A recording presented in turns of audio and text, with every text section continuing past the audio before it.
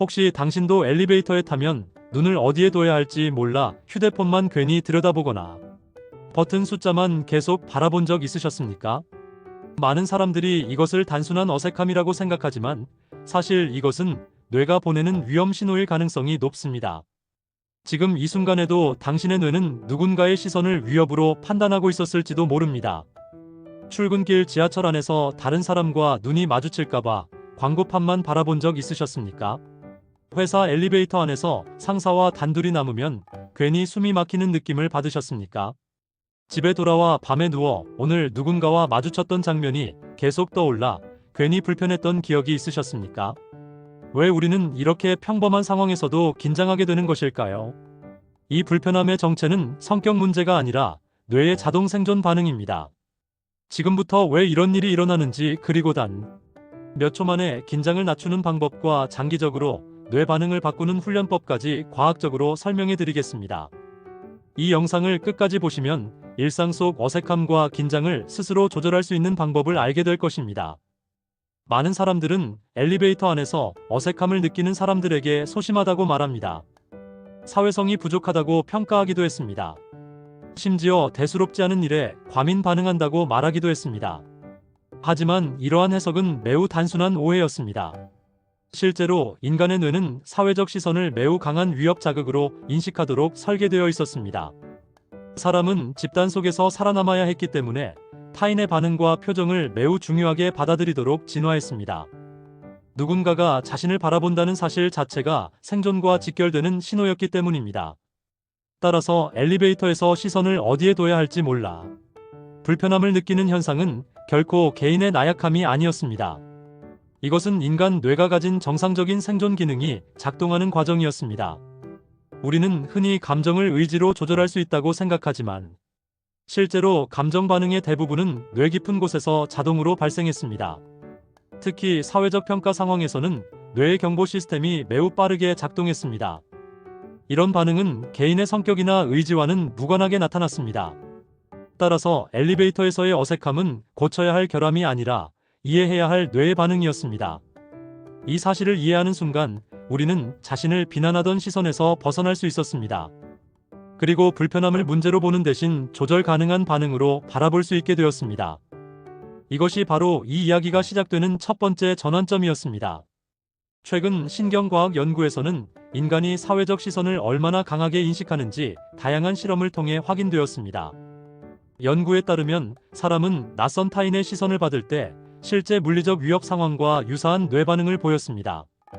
특히 사회적 평가 상황에서는 스트레스 호르몬이 증가하고 심박수가 상승하는 현상이 반복적으로 관찰되었습니다. 하지만 여기서 중요한 희망적인 사실이 발견되었습니다.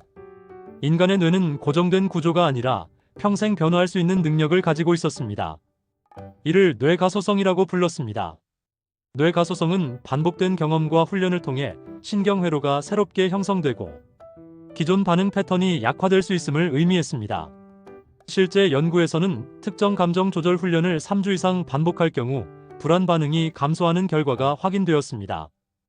또한 약 3개월 정도 지속적으로 훈련할 경우 사회적 상황에서의 스트레스 반응이 눈에 띄게 줄어드는 현상이 보고되었습니다.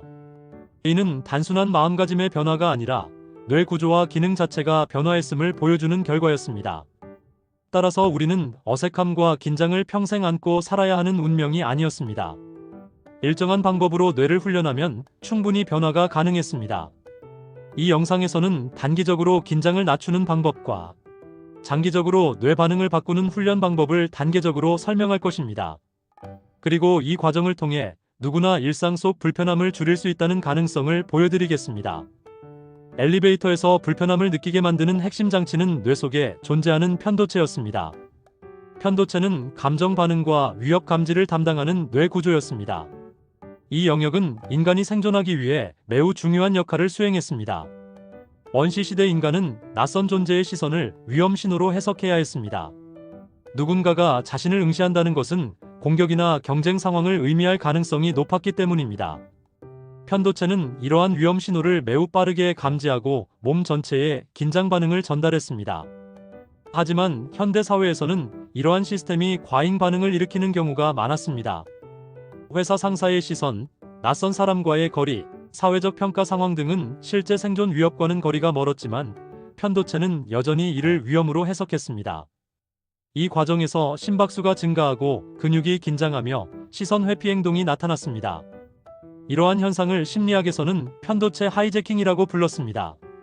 이는 감정 반응이 이성적 판단보다 먼저 작동하는 상태를 의미했습니다. 편도체는 우리의 안전을 지키기 위해 존재했지만 현대 환경에서는 과도한 경보장치로 작동하기도 했습니다. 엘리베이터에서 느끼는 불편함 역시 이러한 편도체의 경보 반응이었습니다. 중요한 점은 이러한 반응이 비정상이 아니라 생존 시스템의 자연스러운 결과라는 사실이었습니다. 우리는 이 반응을 이해함으로써 불필요한 자기 비난에서 벗어날 수 있었습니다.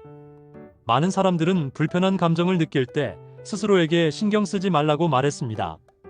하지만 이러한 방법이 효과가 없는 이유는 감정 반응이 의식적인 영역에서 시작되지 않기 때문이었습니다. 편도체는 인간이 인식하기도 전에 위험 신호를 감지했습니다. 심장이 빨라지고 호흡이 얕아지며 근육이 긴장하는 반응은 자동적으로 발생했습니다. 이러한 반응은 우리가 의식적으로 선택한 결과가 아니었습니다. 예를 들어 갑작스럽게 큰 소리가 들리면 우리는 생각하기 전에 몸을 움츠리게 됩니다. 엘리베이터에서 느끼는 긴장 역시 같은 원리로 발생했습니다. 뇌의 자동 시스템은 생존을 위해 매우 빠르게 작동하도록 설계되어 있었습니다. 따라서 단순히 마음을 바꾸겠다는 결심만으로는 감정 반응을 조절하기 어려웠습니다. 이것은 의지가 약해서가 아니라 뇌의 구조적 특성이었습니다. 하지만 자동 반응이라고 해서 절대 바꿀 수 없는 것은 아니었습니다. 자동 반응은 의식적 사고로 직접 제어하기 어렵지만 신체 반응을 통해 간접적으로 조절할 수 있었습니다. 우리는 이를 몸을 통한 우회 조절이라고 불렀습니다. 이 원리를 이해하면 감정 조절 방법을 보다 효과적으로 적용할 수 있었습니다. 엘리베이터에서 긴장을 느낄 때 즉시 사용할 수 있는 방법은 몸의 신호를 통해 뇌 반응을 조절하는 것이었습니다. 첫 번째 단계는 턱의 긴장을 푸는 것이었습니다. 턱 근육은 스트레스 반응과 밀접하게 연결되어 있었습니다. 턱을 살짝 내려놓고 힘을 빼는 것만으로도 뇌는 위협이 줄어들었다고 판단했습니다. 두 번째 단계는 시선을 안정된 대상에 고정하는 것이었습니다. 층 표시 숫자나 버튼을 편안하게 바라보는 행동은 불필요한 시선 충돌을 줄이고 안정감을 높였습니다. 세 번째 단계는 호흡 조절이었습니다. 4초 동안 천천히 숨을 들이마시고 6초 동안 길게 내쉬는 호흡 패턴은 자율신경계를 안정시키는 효과가 있었습니다. 이러한 호흡 방식은 신체가 위험 상황에서 벗어났다고 판단하도록 만들었습니다. 만약 사람이 실제로 맹수를 마주했다면 빠른 호흡과 긴장이 필요했을 것입니다. 하지만 반대로 천천히 호흡하면 몸은 안전하다고 착각하게 됩니다. 이러한 원리를 활용하면 단 몇 초만 해도 긴장 수준을 낮출 수 있었습니다. 이 방법은 간단하지만 반복적으로 사용할수록 효과가 커졌습니다. 장기적으로 감정 반응을 변화시키기 위해서는 뇌회로 자체를 강화하는 훈련이 필요했습니다. 뇌는 근육과 비슷하게 반복된 사용을 통해 구조가 변화했습니다.